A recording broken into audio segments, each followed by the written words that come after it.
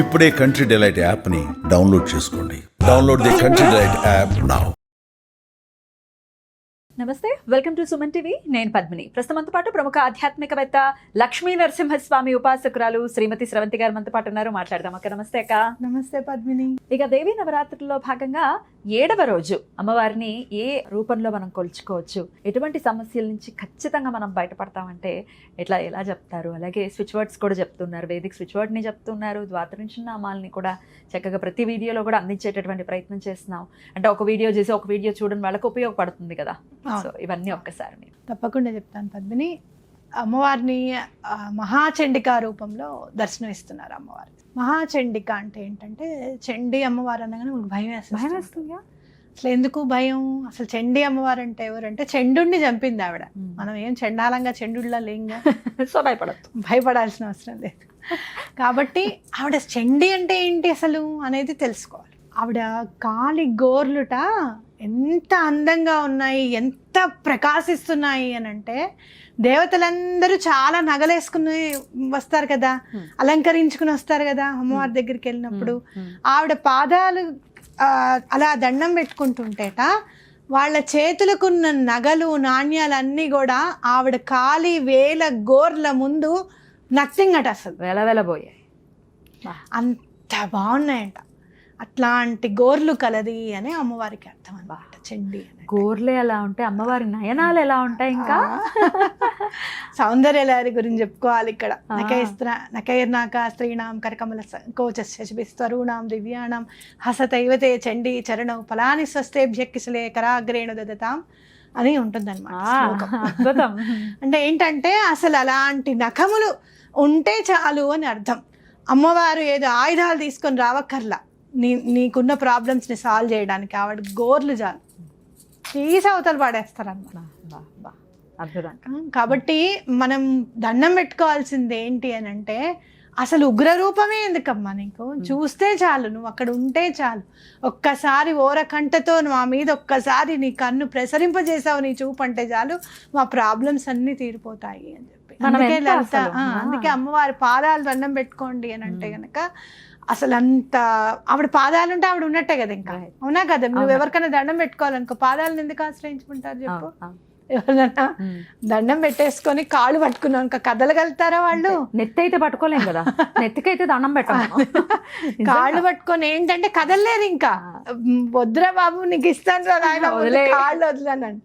అందుకని అమ్మవారికి ఎంతసేపు ఆశ్రయించాలి అని అంటే పాదాలని ఆశ్రయించాలి అని అర్థం. సౌందర్యలహరిలో ఒక్కొక్క శ్లోకం చదువుతూ ఉంటే అమ్మవారి సౌందర్యాన్ని ఆదిశంకరాచార్యులు చెప్తూ ఉంటే, ఆ సౌందర్యం స్తుతిస్తే చాలు మనకున్న ప్రాబ్లమ్స్ క్లియర్ అయిపోతాయని మనకి ఖచ్చితంగా అర్థమవుతుంది. కాబట్టి ఎటువంటి పరిస్థితుల్లోనూ అబ్బా ఎంత బాగున్నావు అమ్మా అని అనడము, నిన్ను నువ్వు చూసుకుని భలే ఉన్నావు ఇవాళ, నువ్వు చాలా బాగున్నావు అని చెప్పి మిర్రర్లో చూసుకొని మిర్రర్ మేనిఫెస్టేషన్ చెప్పేది అదే.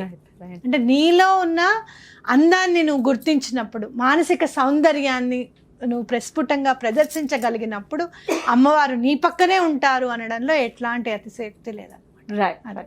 అద్భుతం. అయితే లలిత సహస్రనామం చదవాలా మరి ఈ రోజు? అంటే చదవాలి ఎలాగో, తప్పకుండా మహాచండిక స్తోత్రం కూడా చదువుకోండి, మంగళాష్టకం చదువుకుంటే కూడా చాలా మంచిది. అలాగే ఇప్పుడు నేను చెప్పిన శ్లోకం 89వ శ్లోకం, ఎలాంటి అనారోగ్యమైనా కూడా క్లియర్ అయిపోతుంది.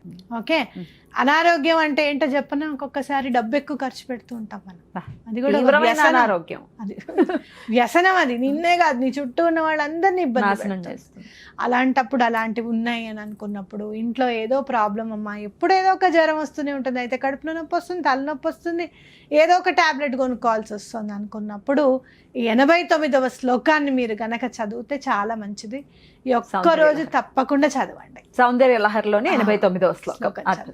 అలాగే ద్వాదశ నామాలు కూడా ఒక్కసారి చదివి వినిపిస్తారా? తప్పకుండా. ఆ విఘ్నేశ్వరుడి పాదపద్ములకు నమస్కరిస్తూ మనం దుర్గా అమ్మవారిది ద్వాదశ నామాలు చదువు. దుర్గా దుర్గార్తి శమని, దుర్గా పద్మిని వారిణి, దుర్గమచ్ఛేదిని, దుర్గ సాధిని, దుర్గనాశిని, దుర్గతోద్ధారిణి, దుర్గ నిహంత్రి, దుర్గమాపహ, దుర్గమజ్ఞానద, దుర్గ దైత్య లోక దవానల, దుర్గమా దుర్గమాలోక దుర్గమాత్మస్వరూపిణి దుర్గమార్గప్రద దుర్గమ విద్య దుర్గమాశ్రిత దుర్గమజ్ఞాన సంస్థాన దుర్గమధ్యానవాసిని దుర్గమోహ దుర్గమగ దుర్గమార్థస్వరూపిణి దుర్గమాసురహంత్రి దుర్గమాయుధధారిణి దుర్గమాంగి దుర్గమాత దుర్గమ్య దుర్గమేశ్వరి దుర్గభీమ దుర్గభామ దుర్గభా దుర్గధారిణి నామావళిమిమాం యస్తు దుర్గాయ మమ మానవః పఠేద్వత్సర్భయాన్ముక్తో భవిష్యతి న సంశయః శత్రుభిः పీడ్యమానో వా దుర్గబంధగతోऽపి వా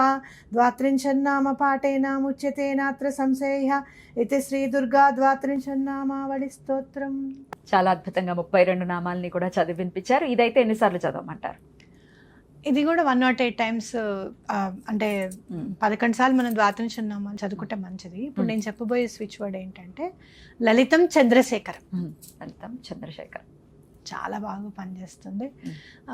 అసలు అమ్మవారిని మన పక్కనే నిలబెడుతుంది. మనం వెళ్ళి నిజంగా అమ్మవారి పక్కనే నిల్చోవచ్చు, ఆ గొడుగులోకి వెళ్ళిపోవచ్చు అనేది ఖచ్చితంగా చెప్పొచ్చు అనమాట. స్విచ్ వర్డ్ చాలా బాగా పనిచేస్తుంది. ఫైనాన్షియల్ ప్రాబ్లమ్స్ అన్ని కూడా క్లియర్ అయిపోతాయి. ఫైనాన్షియల్ ప్రాబ్లమ్స్ క్లియర్ అయిపోతాయి.